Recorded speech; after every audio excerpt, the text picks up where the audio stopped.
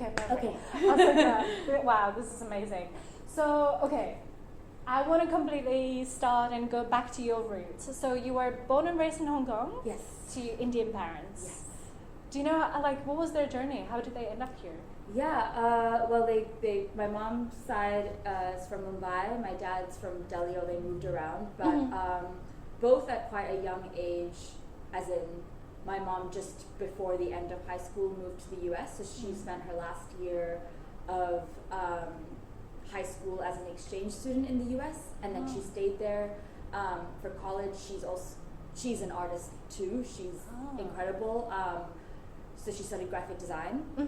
My dad completed his undergrad university in India and then also went to the US for grad school. They never actually crossed paths in the US. This is going to sound so weird, but Indian families, my mom's aunt and my dad's uncle were married. So cool. And my parents met at a party at that aunt and uncle's home. Of course. So they're not related by blood in any way. Yeah, of but course. I have like a common cousin that falls on both my dad and mom's side. I love that. So at his wedding, it was when that cousin got married. It was really fun for me because I'm the only common glue of both those sides, and I had my mom's side cousins there and my dad's side cousins there. It was so fun. So cool. Though. Anyway, it's a funny story, but no, my dad fell in love with my mom at this party. She had another boyfriend. She didn't, I don't think, reciprocate the feelings at the time, but he was like, I'm going to wait for her, whatever. They did 7 years long distance. Writing letters because it's too expensive to phone. Yeah. At that time, it's crazy. Like to think now we have WhatsApp or whatever and it's free, but at that time they would save their money to make a call. Wow. And then they eventually were in the US at the same time with a plan to get married. And once they got married, they moved here in 1990. So they've been here 32. No worries. So bad. 2002. No worries. 32 years in Hong Kong, and I was born 94, so 4 years after they were here. They moved here for my dad's job, also finance. Oh, gotcha. So my mom worked as a graphic designer at HKU, not as a teacher, but just as in their media department, doing graphic design for the university. Got it. And my dad works in private equity. Sweet, that's so cool. So do you think your mom was pretty much the first where you pick your creativity from? I think so. She was not only genetically probably there's something, but she really encouraged it. I mean, I remember her sitting with me, teaching me to color inside the lines, painting. She was very, very encouraging, and every Sunday we would sit and I would practice drawing borders and color pencils. I still have the set of color pencils she gave me. Very special set. So and then both my parents really love art and collected a lot of South Asian art, so I was surrounded by art at home. I mean, every wall had pieces, and everything I made, I think they were pretty, as a child, very supportive of it. As I grew older, I think they saw how much I really loved it, and then there was some skill there or just some extra, but none of us thought I was going to make a career out of it, and myself included. Yeah. Because of course, when you live in Hong Kong, the pressure of making money is so hardcore. Yeah, and there's no one I know that's makes their my mom's different. When you're a freelance graphic designer, it's more of a career thing versus when you're just an artist. It's very broad, and I didn't have any role models in that respect. So I mean, I'm still figuring it out. Yeah, of course. Yeah. But so you went to school in here, but was that already something that it triggered you to keep going with the art? Have you done any specific education that is focused on art? Or no. So I went to the German school here. Interesting. Random. Yeah. I learned 13 years of German. Natürlich. Yeah. That's all I remember. Okay. Wow. And it's not helpful now. It's been 10 years since I was at that school. I haven't spoken German to anyone. Fair. But anyway, while I was at school, the British system education with GCSEs, A levels. So I did both GCSEs and my A levels in art. Or one of my subjects was art, Right. which is you take it a lot more seriously then, because you have to build a series around a subject. You're given a really vague theme, and then you take from that theme a path for the rest of the year. So for me, for A levels, I chose communism versus capitalism, and I think everything I do still today, even though it's been 10 years, stems from that series. Wow. Because it was all about Makes consumerism, the sense. propaganda, and it was about advertising and propaganda being the same, like two sides of the same coin, different ideologies, but both are pushing something on you. And somewhere like China, which I don't think I could, the work I created 10 years ago in school, I don't know if I could make it today in Hong Kong's political state. I think I'm hearing from my art teacher, who I'm still in touch with, that they had to even censor some of the art that the students made for the show, for the final show. So times are really changing. When you hear that, it's like, wow, Hong Kong is really changing. Like really in the blink of my time here. Yeah. You know? So anyway, but it was about a place like Hong Kong or China and globalization, and how Western brands hold so much status here, and bringing those Western like multinational brands. I was always interested in brands, and mom being a graphic designer. I'm sure that was part of it. Yeah, but I think I had such a strong attachment to certain things as well. I was very like, not picky, but just as a kid, I was like, I love my Nestea. That's the only thing I drink. Like, just very like Nestea Ice Rush, and then it would become I could have had a whole wall of my Nestea bottle caps. Like, just very focused on the things I associate myself with, and I think that's part of it too. I would bring together elements of traditional Chinese culture and these brands. That was the series in high school, and then when I left, I went to the US for university. I didn't major in art because, like I said, I didn't think I was going to be an artist as a career, so I said I'll always keep art, I'll minor in it, and I'll always do courses in it, but I choose a different major, and I chose communications, which ended up like, it's very linked, right?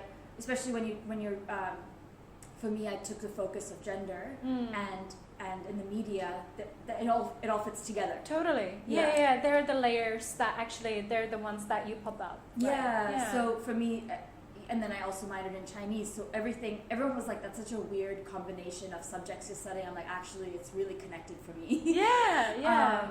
And so after that, I would come back here on summer breaks and stuff, still creating art for people while doing an internship at an ad agency or a PR firm, just to try different things out. I thought, if I'm not going to be an artist, I can at least do something in the art world, but I didn't like anything. Yeah, being safe and just taking kind of like the advantage for yourself. Yeah, but I didn't enjoy it. I didn't enjoy advertising. I didn't enjoy working for an art PR company. As in, when I say enjoy, like, I could do it. I could do it, and I could do it well because I'm a Hong Kong raised kid with like a very survival mode. Yeah, but it doesn't mean it was sparking like this passion in me. I was like, I maybe at this point like to just, I worked at a gallery as well, or interned.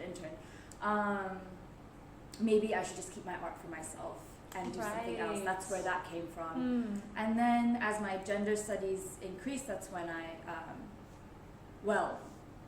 while I was in university, a lot happened. So in my second year, I was sexually assaulted. It was also the year I started learning about feminism and gender equality. So then I felt like a really bad feminist for letting that, quote unquote, letting that happen to me. Very soon after that happened, I spiraled into a very severe eating disorder. I didn't connect the two events. And to me, the eating disorder didn't start out as, I had no idea what it was. Right. I mean, until I was dying of it, I did not know what I was doing was an illness. Right. So let me unfold it if you're okay with that. Yeah, of course. So yeah, I was wondering if like the gender studies and your view on consumerism, communism, and then feminism. Yeah. that's a lot to take. So I was wondering, like, what triggered that idea? Like, was it actually the assault? Like, do you want to talk about like what happened? They were. It's funny. It's not funny, but it's funny because they were separate opposing events happening at the same time. My education here in Hong Kong, growing up, there was no education about feminism or gender equality or anything to do with gender. It was just not. Yeah. At no point was I having a conversation about being a woman, or I mean, there were stigmas and things we didn't talk about, a lot of censorship and all of that thing, but it would just slide by. Yeah. And now I look back and I'm like, oh my god, that and that and that and that in school, all the sexist jokes that the boys used to make, whatever, or the things the girls used to say even, right? Yeah, yeah. But I didn't see it then, obviously. It was only when I got to the US and I was on campus. The first year I watched the Vagina Monologues and I was like, wow, this is amazing. Second year I wanted to join.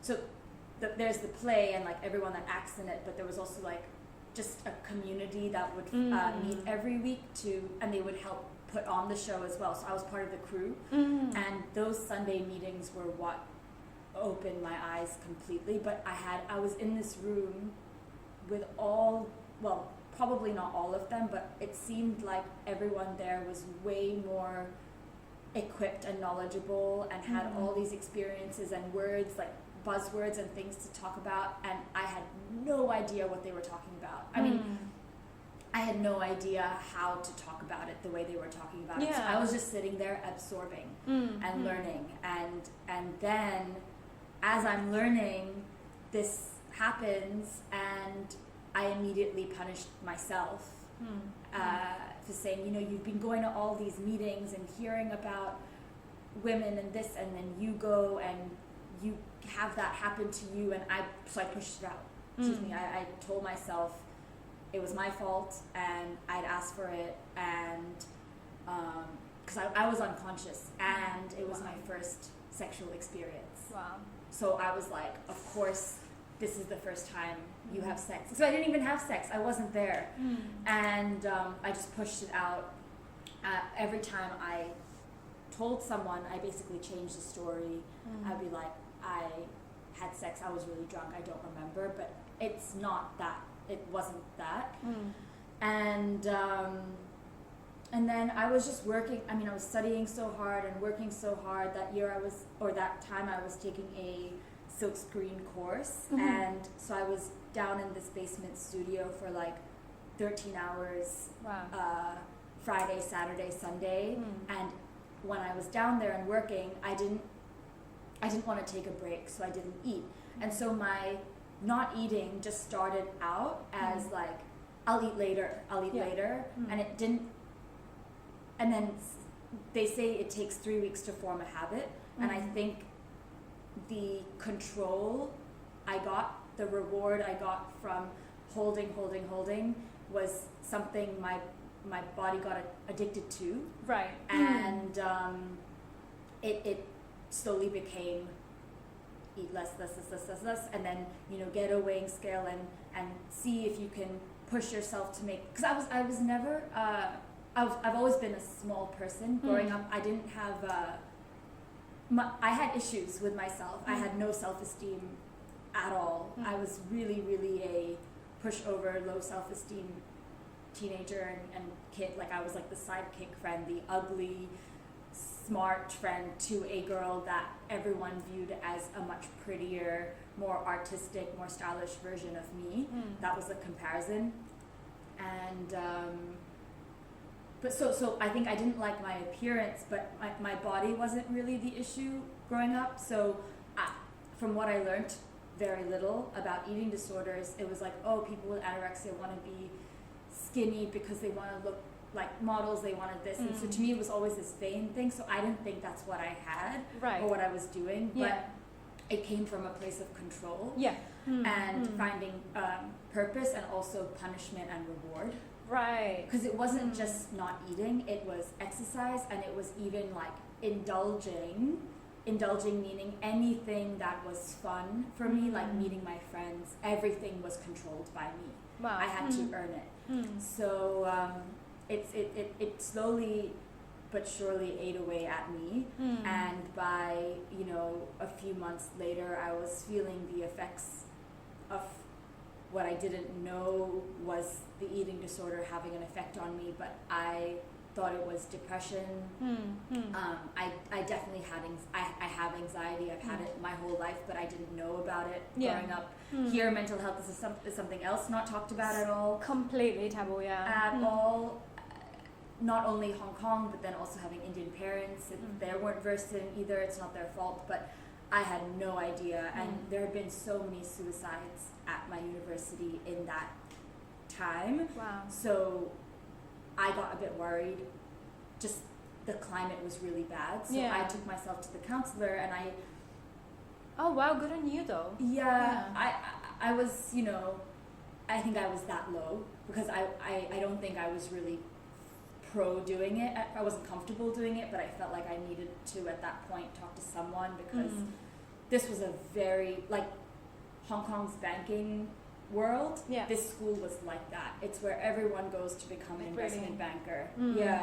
And I knew I didn't want to be an investment banker. I didn't know what I did want to be, but you're surrounded by people in this pressure cooker, and I was just feeling the weight, all the weight. Of course. And so anyway, at counseling, I didn't really tell her what I was doing or not doing with my eating, but from everything else, she kind of got the sense that I was experiencing depressive symptoms and anxious symptoms, and she said, it was close to the holidays, so she said, go back to Hong Kong and tell your parents what's been going on. So I came back here, and I tried to have a conversation with them, and I kind of broke down, and it was hard for them to understand. I think they were like, what would make you, why are you depressed? Like what? I was like, I can't explain it all.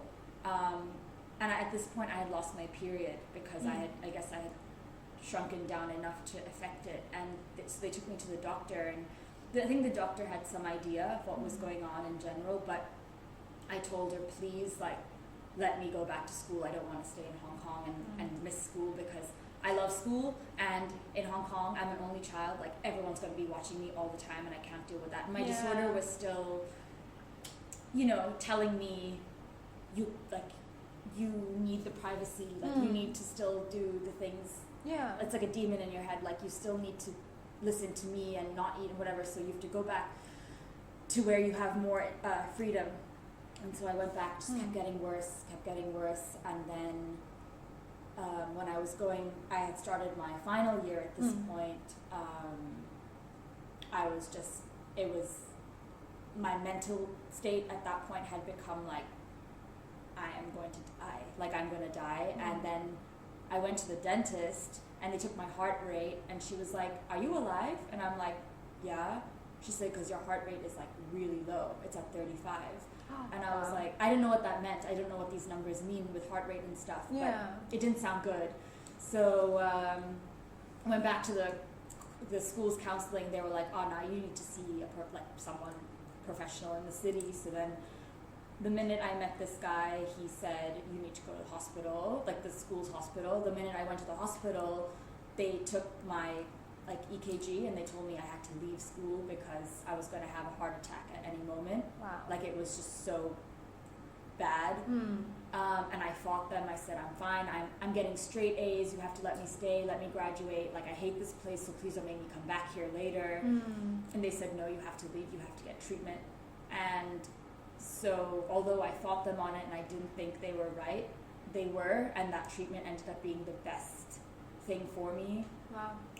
I was in a residential center with 14 women in just outside New York City, and I lived there for 4 months, and it was a very, tight regimen of you wake up and you have your breakfast, and you've chosen your breakfast the night before, and then it's this therapy, and then it's this thing, and then it's this thing, and it was a whole scheduled day.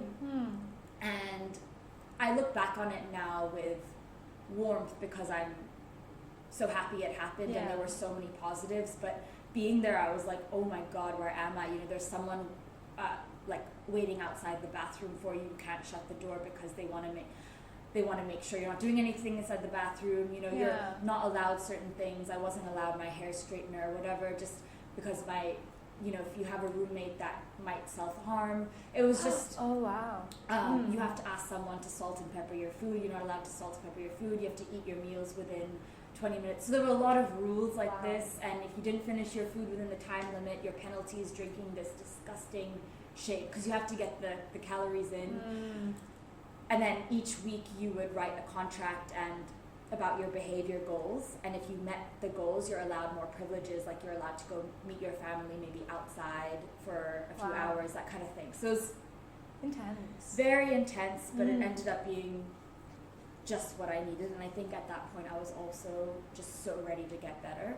I think the people that don't recover are the people that don't want to be there, and they don't want to recover. Yeah. And I was so ready to find a way to be better. So yeah, that was that, and that year off from school, because then I came back here to spend the rest of the time, ended up being such an important year for me, because when I went back to school to finish, I was such a better version of myself, and I cared so much less about what everyone else thought and everything, and that's when I wrote my thesis on masculinity, because so much had been going on in US campuses with men and frats and sexual assault and just horrible displays of masculinity. Yeah. So I went in with a bias, but obviously you can't write an academic piece biased. So I went in just being like, what is it about this campus culture that creates a certain kind of masculinity? And it was really interesting. It gave me a lot of empathy for men, because women are told and conditioned a lot of ways of how to be and everything, but I think men have a much tighter cage. It's only one way to be, versus we have a few ways. At least options. So and that cage causes all the issues. Like all the issues. So that thesis was really important, and that's why when I came back here, because Trump was elected, I didn't want to stay in the US. Nice. Yeah. Yeah. I so remember the time. Yeah. I remember the morning when I woke up Yeah. and I saw the result. Yeah. My roommates went to bed crying. I remember like hearing, because they were watching the election till whatever 2, 3 in the morning it was going on. I was like, this is not looking good. I'm going to go to bed. And it was like, it felt like everyone was in a funeral the next day. But I didn't feel safe staying in the US after that, so I came back here, and I didn't know what I was going to do, because I loved art, I loved creating art, but I was coming back to Hong Kong kind of like a new person. I didn't stay in touch with my high school friends and stuff here. The ones I did stay in touch with weren't here, so it felt like a new city, and I need to meet people, so maybe working for myself from my parents' home isn't the best idea, and that's why I found the Women's Foundation. Luckily they had a spot, and I joined, and then I moved out of my parents, so everything was a slow, like, get to know Hong Kong, everything better, and I'm happy with the way I did it. But yeah, that's my story. Wow.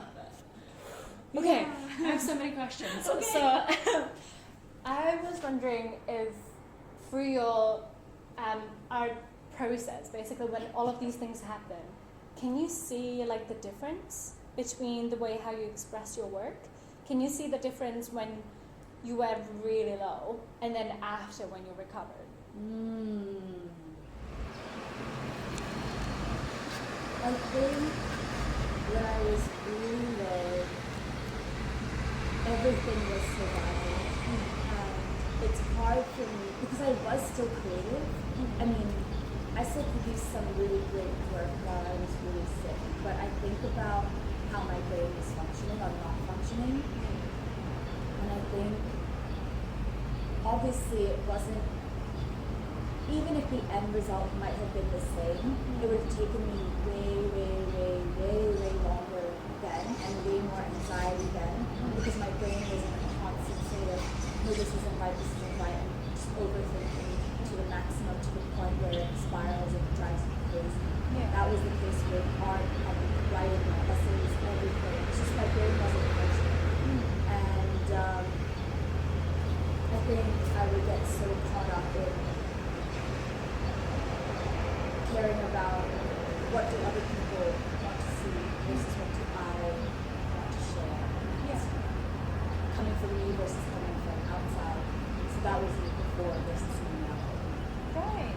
And I think it's a problem. It will be a problem if I'm ever sitting here and I'm like, this is selling really well, so I I'll just keep doing more of that. Like that's what I need to change. I don't ever want to be doing something just because. Obviously, if other people like me, it's great. It's fantastic. I need to make a living too, but I don't want it to drive my creative decisions. That this particular thing worked really well last time, so I should just keep producing it. Yeah. I want to keep challenging myself and keep exploring because I think there's so much I have to share, and this is just the start of me really being authentic as an artist. New possibilities. Yeah. And also, again, like bringing back into you challenging the commercial, the capitalism, whilst, still being true to your values, right? Yeah. So do you find yourself sometimes when you create it, like self-censoring yourself a little bit? Or do you feel like sometimes when you make a commission part, like a piece, like do you find yourself, like maybe I should change it so it's going to be more commercial? Or well, with commission pieces, it's interesting because I like to work with the person who's commissioned the piece, but I also think if someone commissions a piece from an artist, the artist, like you've chosen that artist for a reason, you should give them some flexibility. Otherwise, you could just go to anyone, whatever, ask for a reproduction or something. So I'm happy with, or I pick my clients based on that too. I don't want it to be too. This is exactly what you have to do. Probably because I won't be able to do it. Or I will be able to do it exactly, but I won't enjoy it.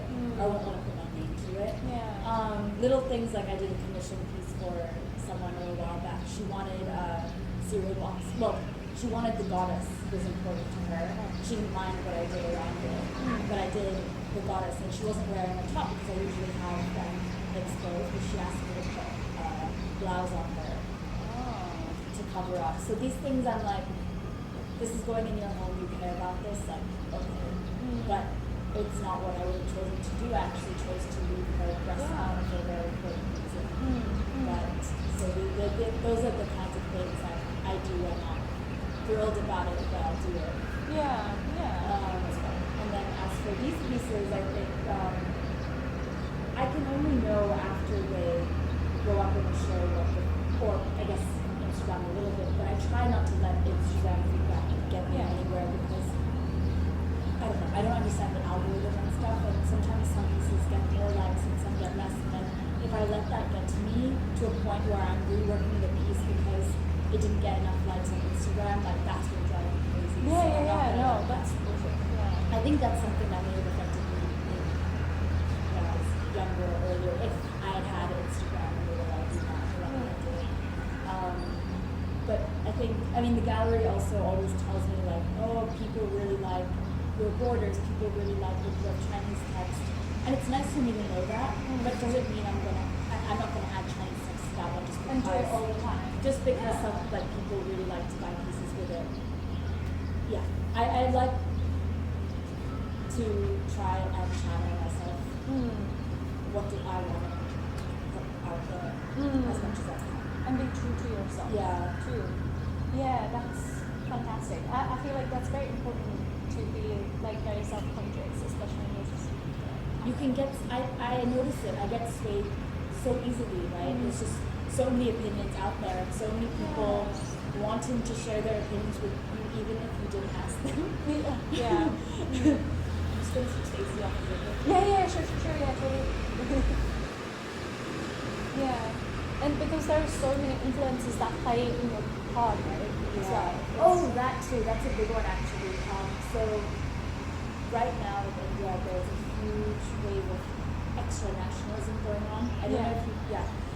It's bad. It's big and it's bad. I can't even imagine. I actually wanted to mention that too because I went to India like about 2 years ago. Okay. I did a little bit of volunteering there just for kind of like. What do I do after university? Right, so very complex kicks in, let's do it. But I mean, I was saying like I was so okay that the rest of the people that were there, but so I went to one of the slum schools basically to teach kids and girls. Where were you?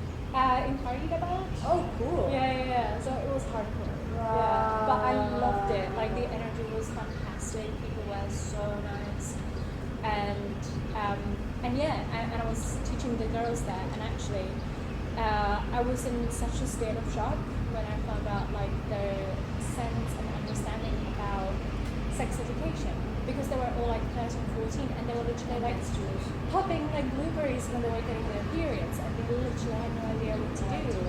So I was like, wow, like what can I do? So that actually brought me into this idea that before I moved to Hong Kong, I started doing a remote PhD degree for sex education and sex well-being.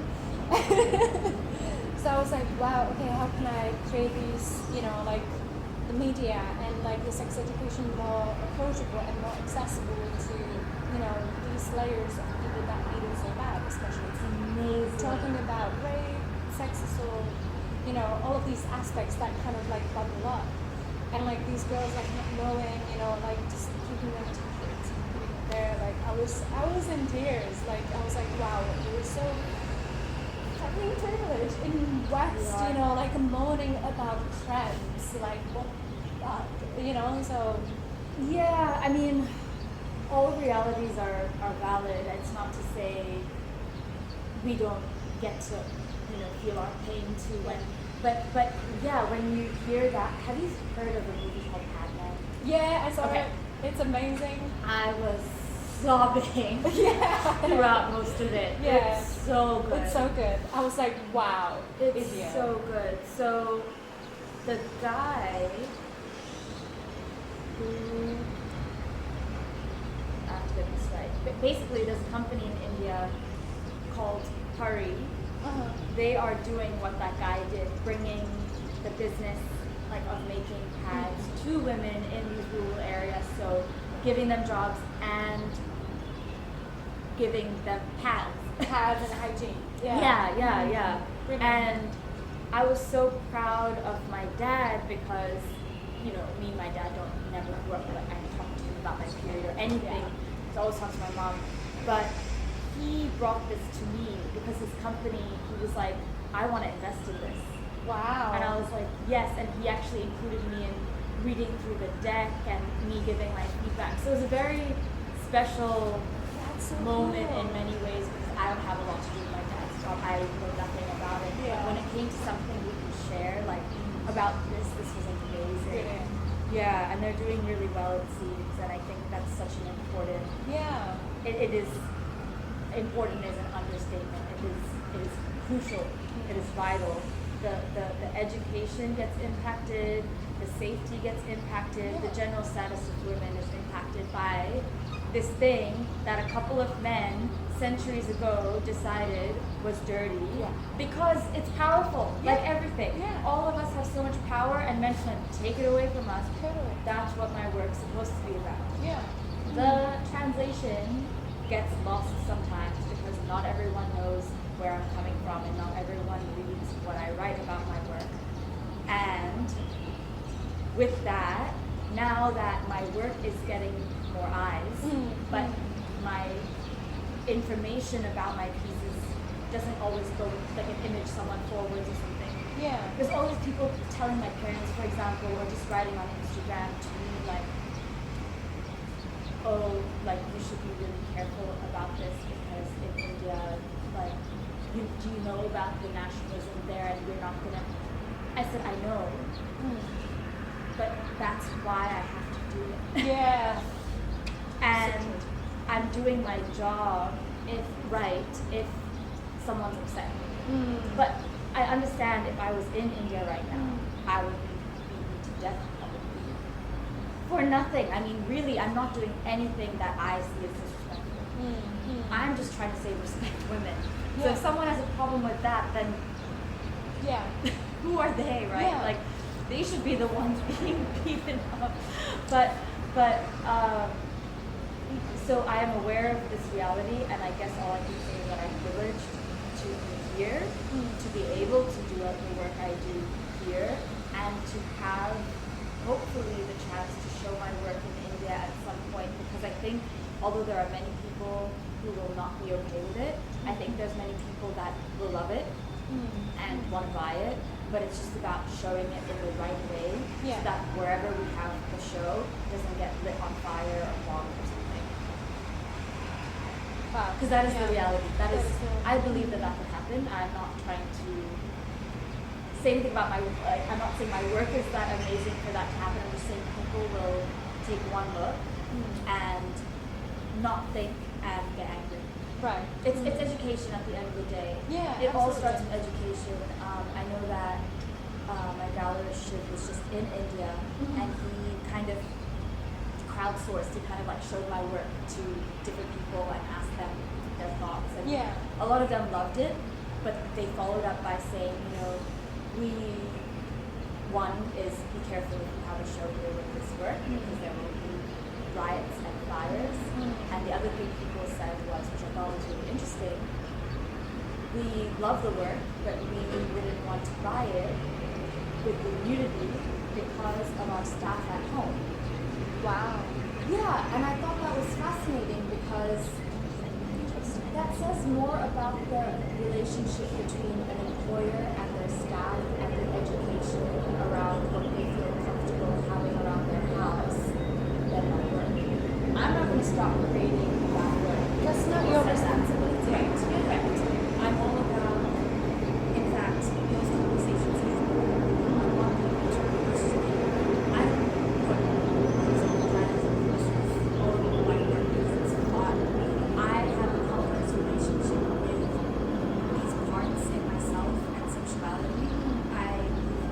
I don't think, if people think of me as some like very openly like, oh, tits out, whatever, like I'm actually not that. And I feature it because my relationship with it is so complex, and I had to grow my breast back that being fed, and so and my breakfast in cereal is always cereal. So this love for cereal has always been there, and I'm not criticizing these brands or people I think that I have. I am saying that all the mascots have male on cereal boxes, and they should keep a female representation. But as far as the product But they itself, should actually. You're right. Let's be honest. Yeah. like, kids are, nowadays everyone eats cereal, especially kids. Cereal is such a thing, and they are creating this trusting connection with these mascots, and all of them are men. Yeah. The names, the voices, the general, like, cooking, sports, whatever it is, it's not okay actually. So there's that aspect of the cereal boxes which got me onto the series, but it's more than that for me. It's way more layered. All of this, the sexuality, the body stuff is very personal, although it may not come across to people. That's fine, because it's not self-portraits, but it could be. Or it might be one day. But Yeah. I lost my train of thought. Oh, Indians. Displaying in India. Yeah, I think I am, unfortunately, a more radical Indian woman, just because I'm being honest. Yeah. It's like crazy. I'm not doing anything that special, but it's just that I'm not paying. And it's true actually. And I feel like it's such a shame that you actually have to do and put so much energy into like being seen and being heard outside of India actually. Where your roots are and where you have so much connection, and in order to feel safe and be able to produce your values, you have to do it outside. And hope for the best, right? Yeah. Luckily for me, this is home, and I know more people here than I do in India, just counting my general family. I wouldn't know, because I've never lived in India. I've only visited, sometimes for lengthy periods, but I've never lived there as a citizen, though I am an Indian citizen by passport. I don't think I would know.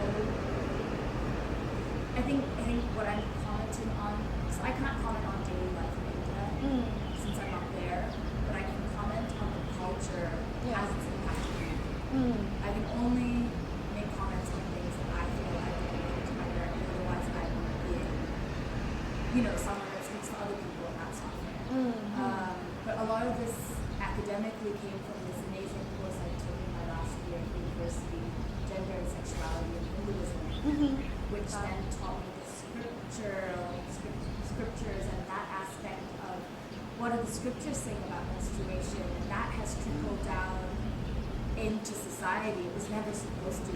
Yeah. And it was these men that just wrote them to feel this is what they want of society, but it was never supposed to become For their own culture, because they just didn't know that, right? yeah, and for their own caste. And that was like 2% of the population. Yeah. But then the British came in and took it and made it like law. And that's where a lot of this stuff came from. A lot of these views about menstruation being dirty and sinful, those are new ideas in the grand scheme of history. Before, there was goddess worship, there was worship of periods, and Exactly. worship of periods. Let's look at Tantra. Come on. Exactly. Yeah. So like these images are all like tantra based, exactly. So Brilliant. Yeah. yeah. I was wondering how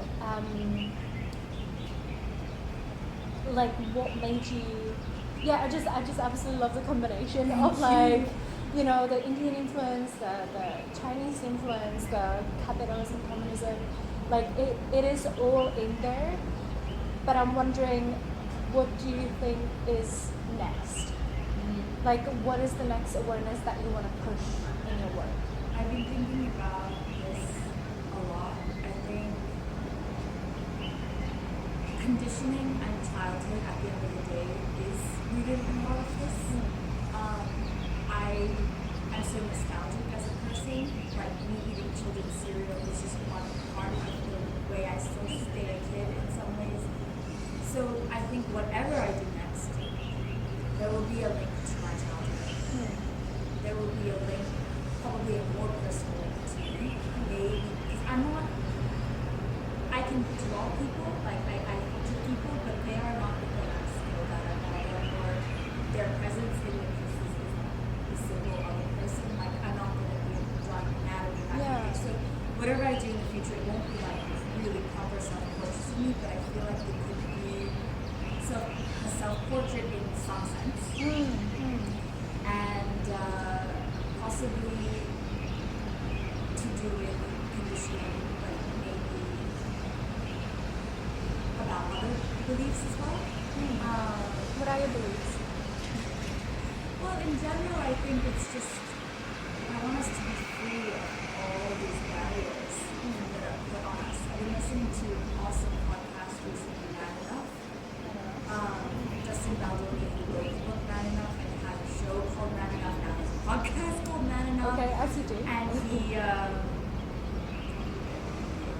they're a panel of three non-elite guests each time on the podcast, and they've just been talking about amazing things with regards to masculinity, but it goes beyond that. Really, there's a lot of conversation about race and that, and I think, I don't know, it'll be something about my place in the world, because again, like I said, I can only comment on that, and I already feel like this is broad for me. I want to narrow in a little bit more on myself Interesting. to make a larger claim about something. I sometimes think about when I get annoyed actually or upset at something and the words that I want to say to that person that annoyed me. I sometimes feel like I just want to paint those words on the canvas. Like don't tell me what to do or something, but with an image. Anyways, I don't know what exactly is next. Actually, what's next though, because this is all still roughly the same series, although I graduated from just cereal boxes to, for example, a biscuit brand or those organisms. I have edible waffles somewhere. I want to do more Indian brands for potentially a show. That's very uncertain right now, but that's something we're talking about. Wow. Brave. Yeah. Bold. Yeah. Raw. I'm here for it. That's incredible. Yeah, I was wondering whether you would be interested in focusing maybe on, so far, like moving here in Hong Kong, like, as you mentioned, the masculinity within Hong Kong people here. It is very rooted, but then I feel like, because of course in India it's extremely significant. In here, I feel like the women and the ladies, like they still have a chance to speak out and really like take charge, because I found them quite like dominant at some times. Yeah. But also on the other hand, when I see like expats, I'm trying to be really kind of like very balanced with like locals and expats, Yeah. the way how I meet with people. Yeah. And every single time when I see an expat guy, a white guy, Caucasian, you always see them with Hong Kong local female, but you never see it for some reason reversed. Yeah, growing up, I had a couple of friends where it was reversed. The mom being white, like British or something, the father Chinese, I agree. But it was like, whoa, kind of like a what happened there thing. It's very interesting. Yeah. And I wonder why is that, you know, like if it's like, you know, being It's a status dominant thing. or submissive, or is it status? I think so. Well, because colonialism right here, Yeah. when the British were here, and anything the British did or brought was superior. And so automatically combining that gender, white men, and that's the world too. Yeah. White men are at the top, that are high here as well. Yeah. So anything like David was very clear about acknowledging as extreme privilege as a white man. And that makes certain things you can totally get away with. Nobody does that, but you can get away with it because everything from like COVID's a really good example, like the masks in public and everything with the police. I think the police, when it comes to somewhere like Peel Street, they don't discriminate. They They're yell quite at everyone. phlegmatic about it. They yeah. yell at everyone. But I think, for example, with the domestic helpers, or when there's a choice to find someone or go after someone, there's a lot of profiling that goes on here, and white people and white men in particular can get away with a lot more of being asked fewer questions. It's crazy. Yeah, regarding the relationship thing, I don't know. I mean, I don't have enough answers. I haven't really asked. You can't really go to someone and be like, why? I know. That's what I was like. I will have to do it eventually. Like there must be some kind of research. No, this is me just. Yeah, I know. It is interesting. If there is, you know, within the dynamics of like the power and like definitely there or, like, is definitely something there. Yeah. I fear that I will say something not PC. No, don't worry about it.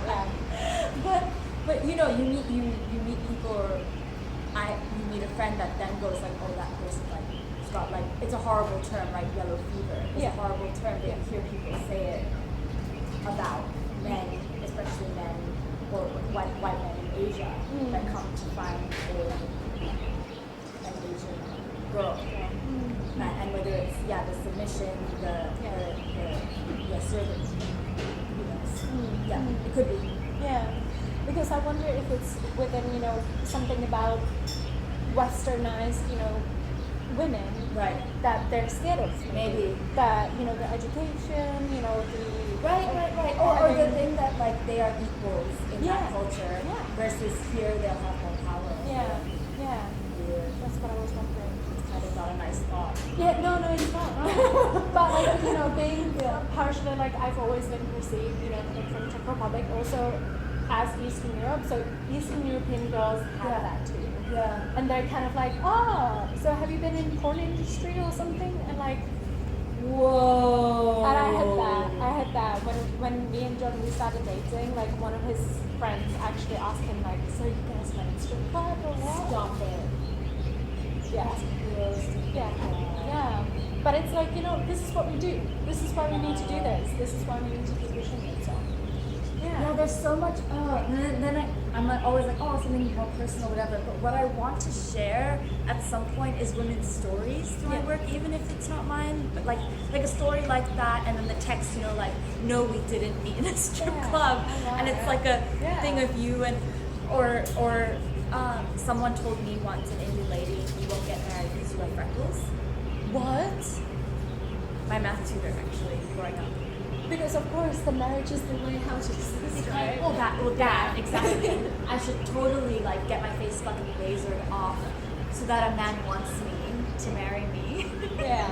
But also, but yeah, it's a fairness thing. Like I think Indians and I think China, most Asian cultures, fairness is beauty, and it's all links back to when you work in the fields. It's a status thing again, right? If you work in the fields, you get more sun, you get darker. Yeah. So the people who are elite have fairer skin like that. Yeah. It's just simple. I mean, and then in the West, you have if you're more tan, then you have more time for holidays. You have more. Yeah. So it's just, I'm just like, You just can never win. Stop. You can never win. Yeah. Yeah. And I'm not gonna go get the lasered off because No, never do that. I'm never gonna do Please. that. No, at Say this point this. they're part of me. Yeah, They're part of course. me. I like them, but growing up I hated them. And I was teased for, skin color, having a big nose and then freckles on top of it. Oh gosh. What do we have to do? Right. Yeah. But yeah. Okay. Final few questions. Sure. Stupid. Sprinkles Sorry, I on the top, talked a cherries lot on. No, please don't stop. Don't stop. I was wondering, so if people are gonna see your work for the very first time, what do you want them to feel?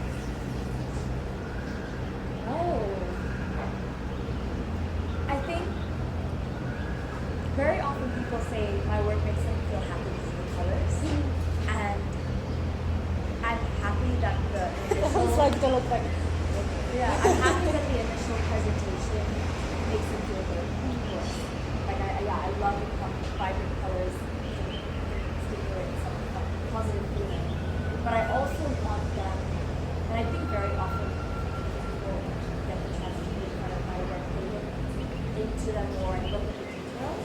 And in the details they will find more clues and answers or more questions that I hope that they ask themselves. Why is that though? What is that about? What's the story behind that? For example, this scene, for someone that may not know the original image, is actually this god. The man is where the woman is getting his feet massaged by the woman, and he's the god. And the whole thing, it's a very, very famous image, and I'm like, great. So you're showing a wife should always massage her husband's feet. What about the reverse? I'm not saying don't massage your husband's feet. I'm saying why can't it show that a woman gets her foot massaged? And larger, why can't the man also serve the woman and provide respect the same way the woman is expected to? So without the write-up for someone that doesn't know it, either way, I think it's a good image. But I want them to be curious and hopefully seek out what I heard about this to understand. So people basically can see your text about the piece on your book, is it? I put text about each piece when I put the piece up on Instagram. Yes. I need to update my website and add descriptions about all the pieces and sort of that. But because at a show, I understand it. You don't want to have this long essay next to every piece. Yeah. The gallery, for example, they just want to put the title and the name. And I get it, but hopefully they can answer questions about the piece, or I can, or people can find it online, because I do think also for those people that think I'm being disrespectful, they will hopefully find out that I'm not being disrespectful if they just read what I write. Yeah. But most of the troll comments or whatever I get on Instagram, they're not going to do that. So I just call them out on my Instagram too. Like if someone writes something angry. That's great though, I think, because that shows their ignorance, basically. Yeah. And results in your more benefit. Yeah, I want education. I want awareness. Self-awareness about how you feel about nudity, about seeing a boob. Are you more comfortable seeing a penis than a boob? Why? Are you, do you know what a vagina looks like? Do you know what that is? Do you only know what a penis is? Are you understanding that I'm getting at the point of nourishment with the the boob mountains. Like Yeah. these things look kind of fun and funny and trivial, but there's more meaning behind them. And I think that's how I am as a person. I can be fun and be really open and chatty and friendly, but there's a deep or not dark side, but a deep side to me, and that's just like my work. But I think even dark side is absolutely fine too. Yeah. Because everyone we're eventually light and has dark. one. Yeah. For sure. Oh, that's very beautiful. Oh. So you mentioned already like where you want to push your work and everything, but in the latest, like the next few months, let's say, what can we be looking forward to from you? The rest of the pieces that will be in my July show, which everyone is it's not just my July show, it's a group show. It's a group show in July. I think the opening is July 8th. I just found out this information. I'm not even sure if I'm supposed to share these dates in case it changes, but it should be in July. In Central, and it's a group show, and so all the pieces that I will be producing for the next couple of months will be for that show, and they are falling into this category of obviously nourishment, female body, worship, power, but from a brand perspective, it's cereal and some popular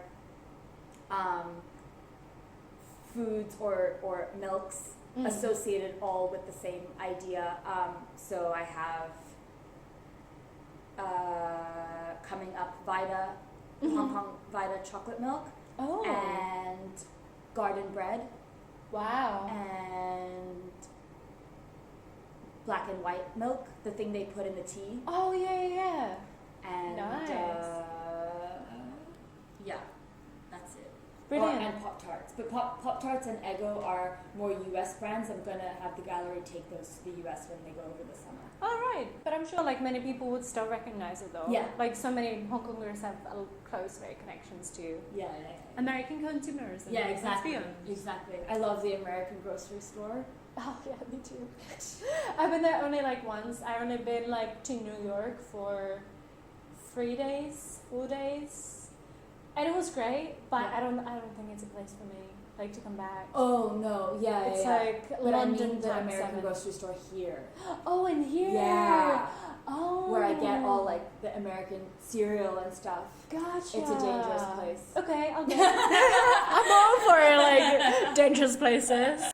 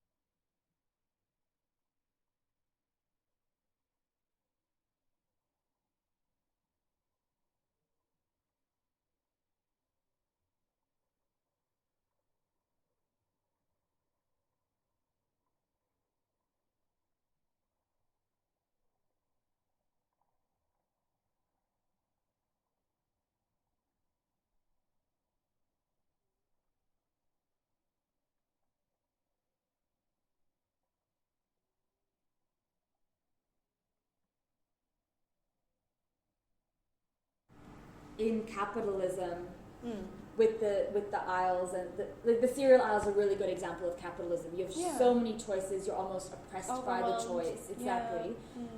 That idea of it's never enough. You never have enough. You can never have enough choices. But it's also you're never enough as a person, and you always need this to become more enough. But then you're still never enough.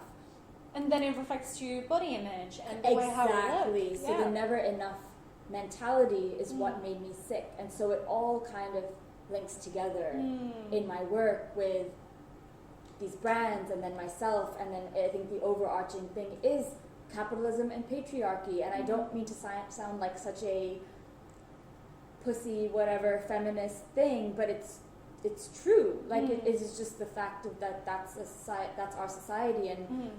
we really need it to change. Yeah. If absolutely. we want to live better lives and be all, I don't think, people think feminism is just about women. It's not.